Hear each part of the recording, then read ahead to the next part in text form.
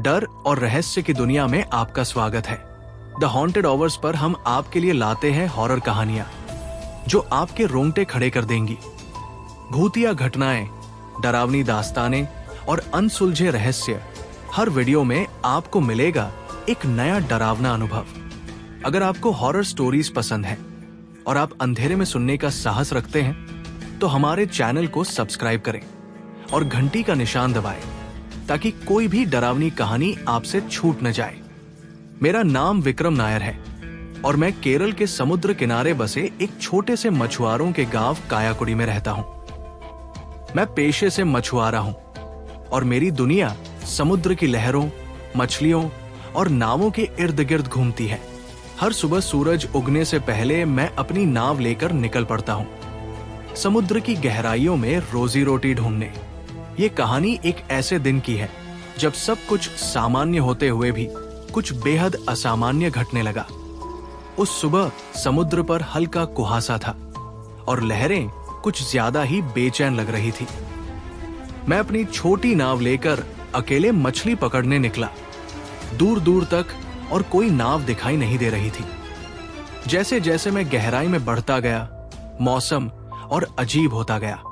अचानक मेरी नाव हिचकोले खाने लगी और मैं थोड़ा घबरा गया। तभी मुझे लगा जैसे किसी ने मेरे पीछे से धीरे से हंसने की आवाज दी। वो हंसी बहुत धीमी और ठंडी थी, मानो कोई समुद्र की सतह के नीचे से मुझे देख रहा हो। मैंने इधर उधर देखा पर आसपास कोई नहीं था। मैंने खुद को समझाया कि ये मेरा भ्रम है, शायद हवा और लहरों की आवाज होगी। मगर जब मैंने जाल फेंकना शुरू किया तो जाल बार बार किसी चीज में उलझ रहा था, जैसे कोई उसे नीचे से खींच रहा हो। तभी फिर वही हंसी, इस बार और तेज और साफ। मैंने घबराकर जाल खींचा और जैसे ही उसे ऊपर लाया, उसमें एक पुरानी जली हुई नाव की लकड़ी फंसी हुई थी। उस नाव का निशान जो सालों पहले तूफान में डूब गई थी।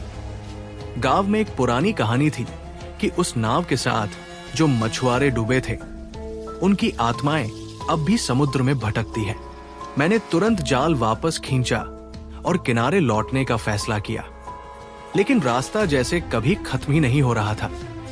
नाव भारी लगने लगी और हर लहर के साथ लगता जैसे कोई नाव को पीछे खींच रहा हो। घबराहट में मैंने इंजन चालू किया और किसी तरह तट पर पहुंचा।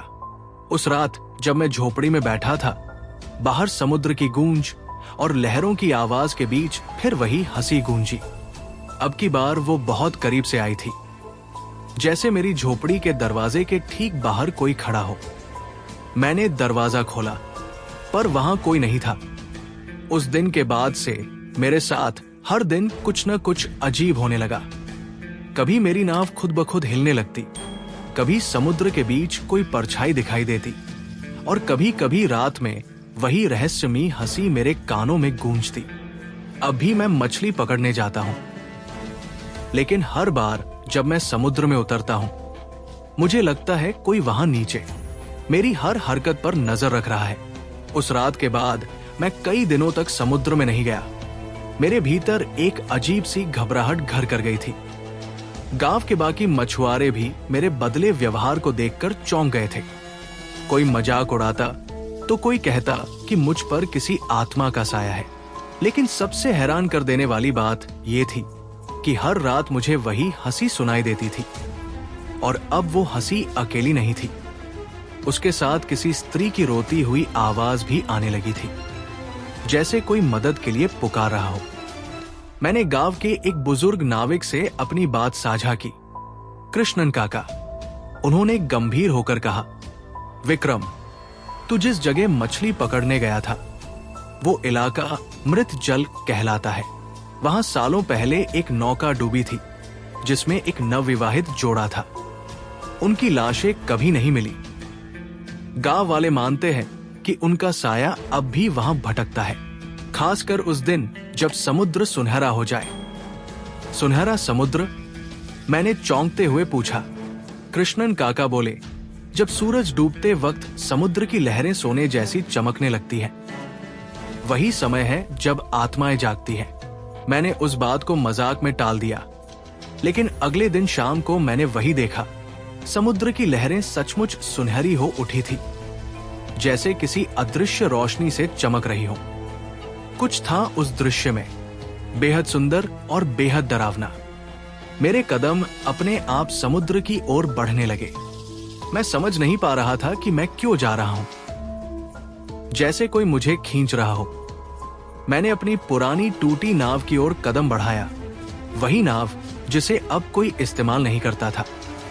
मैंने जैसे ही नाव को छुआ, अचानक एक ठंडी हवा का झोंका मेरे शरीर के आर पार निकल गया। फिर वही हंसी, लेकिन इस बार वो बहुत पास थी। नाव के अंदर से मैंने कांपते हाथों से नाव में झांका और वहां एक धुंधली परछाई बैठी हुई थी। एक महिला, सफेद साड़ी में, बिखरे बाल। उसकी पीठ मेरी ओर थी। वो धीरे धीरे गा रही थी, वही गीत जो समुद्र के किनारे शादी के समय गाया जाता है। मैंने कांपती आवाज में कहा, तुम कौन हो? उसने धीरे से सिर घुमाया।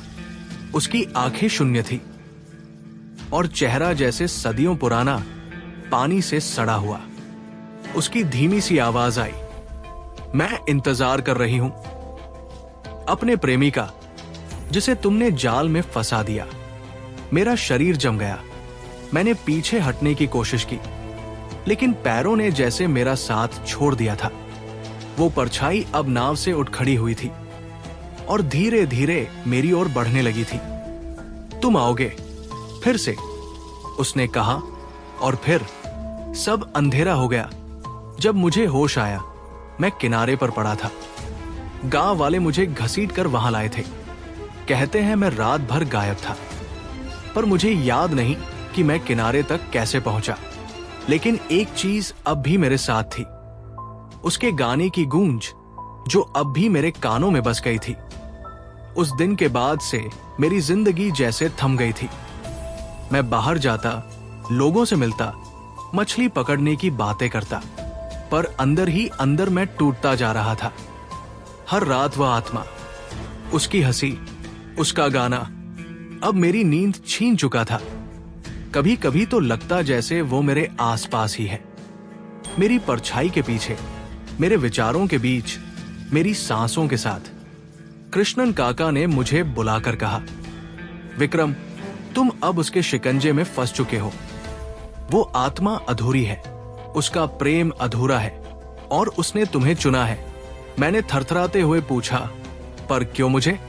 काका ने गहरी सांस ली और बोले, क्योंकि तुम उस जगह गए जहां जाना मना था, और जिस नाव को तुमने छुआ वो उस प्रेमी की थी जिसने आत्महत्या की थी। वो लड़की अब उसी नाव में रहती है। उसका साया हर उस व्यक्ति के पीछे जाता है जो उस नाव को छूता है। अब मेरी समझ में सब आने लगा था। उस आत्मा को नहीं चाहिए था कोई सामान्य व्यक्ति, उसे चाहिए था उसका प्रेमी, या फिर उसकी जगह कोई और।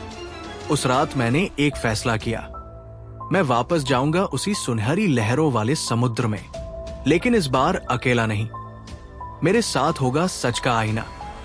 मैं गांव के एक पुराने पंडित के पास गया, जिसने मुझे एक ताबीज और एक तेल दिया। उसने कहा, जब वो आत्मा सामने आए, ये तेल जलाकर शीशे की ओर उसकी परछाई दिखाना।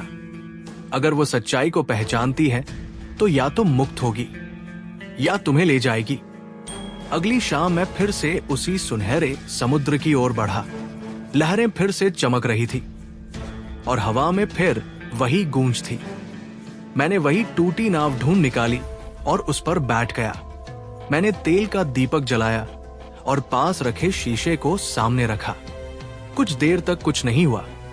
फिर अचानक समुद्र शांत हो गया, एकदम खामोश, जैसे वक्त थम गया हो। नाव हिलने लगी और उसकी लकड़ियों के बीच से धुआं निकलने लगा। वो परछाई फिर सामने आई। सफेद साड़ी, बिखरे बाल, सुनहरा पानी उसकी देह से टपक रहा था। वो मेरी आंखों में देखती रही और फिर वो धीरे धीरे शीशे के पास आई। जैसे ही उसने उसमें झांका, एक चीख गूंजी। शीशे में उसका चेहरा कोई और था, एक जवान लड़का जिसे उसने कभी प्रेम किया था और जिसे समुद्र ने निगल लिया था। वो चीखती रही, वो मेरा था, वो केवल मेरा था। तुम क्यों आए?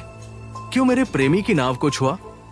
मैं कांपते हुए बोला, मुझे माफ कर दो, मैं सिर्फ सच्चाई जानना चाहता था। वो चीखते चीखते अचानक शांत हो गई। उसकी आंखों से 2 सुनहरी बूंदें गिरी और समुद्र में समा गई। उसका चेहरा अब स्याह होने लगा और वो धीरे धीरे धुएं में बदलकर समुद्र में विलीन हो गई।